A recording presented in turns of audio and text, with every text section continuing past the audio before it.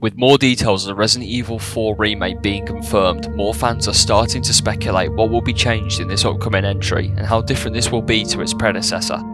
Due to the original Resident Evil 4 being such a success, I think it's safe to say that a lot of fans have played this game many times over, and I think that we should expect to have a fresh experience with new features and content. However, this doesn't mean it should be a completely different game. This remake needs to carry some of the aspects that made the original game loved by so many. I'm T-Type, and here are some things I think should not be changed in the RE4 remake. To start things off, we have the addition of the Hookman. For those of you that don't know, Resident Evil 4's beta demo showcased an enemy we know as a Hookman, a ghost-like entity carrying a chain and hook that attacked Leon near the end of the gameplay. Eventually this enemy was scrapped, and I think it was for the better.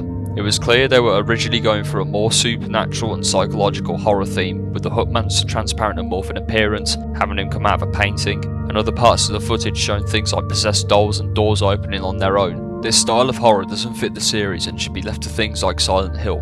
Surprisingly though, I've seen quite a lot of people saying they want to see the Hookman in this remake, but I just don't see how they would fit a paranormal enemy into the game.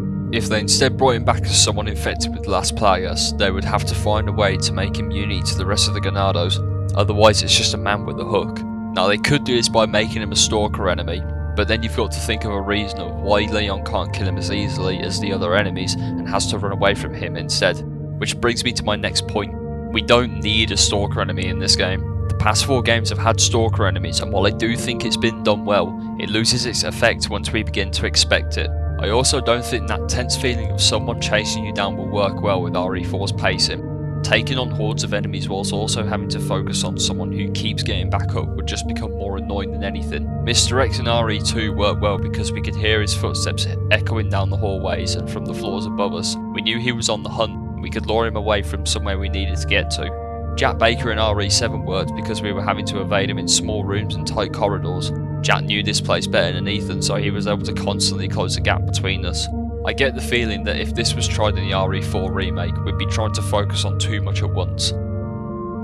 Another thing that I don't think should be changed too much is Leon's attitude towards his situation. It's been shown that this remake will have a darker tone, but that shouldn't take away from Leon's cockiness and cheesy dialogue, as it was one of the things that gave RE4 character.